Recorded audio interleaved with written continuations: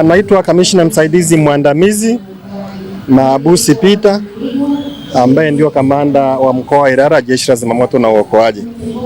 Ndugu waandishi wa habari, tumekuwa na matukio mawili ya maokozi, na tukio la jana tukio la kwanza lilikuwa ni tukio la jana katika maeneo ya Stakishari, ambapo tulipata wito kwamba kuna mtu anaelea ndani ya mto. Kama ilivyo ada yetu, tulituma vikosi haraka ili kuona kuitikia huo wito, na kikosi kilipofika ni kweli kilikuta mtu mmoja jinsia ya kike, ni mwanamke mzee, miaka zaidi ya 60 na kuendelea, akiwa anaelea ndani ya mto, na tulimtoa na kukabidhi wenzetu wa Jeshi la Polisi kwa hatua zingine zaidi. Lakini sambamba na hilo, pia leo majira ya saa 5 na dakika kadhaa, tukiwa katika viwanja hivi vya Mnazi Mmoja, pia tulipokea wito wa tukio lingine la mwanamume kijana inakadiriwa miaka 21 kuja 26, kati ya 21 au 26, naye pia akiwa ameelea katika viwanja katika maeneo ya Sarenda Bridge.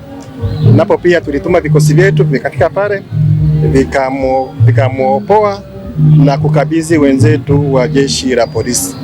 Ambacho napenda niseme, mara nyingi tukishaokoa au kuopoa, huwa tuna utaratibu unaofanyika katika vyombo vya ulinzi, hasa linapohusisha tukio la kifo. Huwa tunahusisha majeshi mengine na taasisi nyingine pia kufanya sasa uchunguzi wa kina, chanzo na cha kifo hicho ni nini.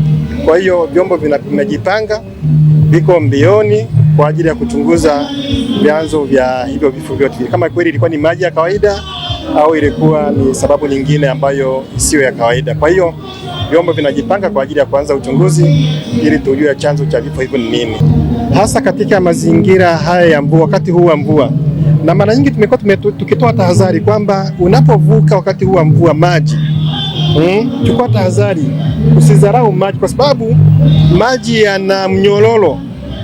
Wakati huu unaona ni machache, ni madogo, wakati huo ni mengi kwa sababu yanatiririka kwenye mto.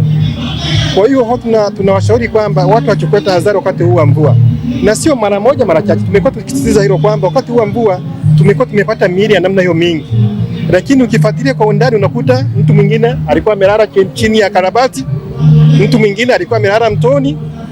Ukifuatilia kwa undani unakuta mtu mwingine alikuwa amelala chini ya karabati, mvua imekuja, maji yamemsomba.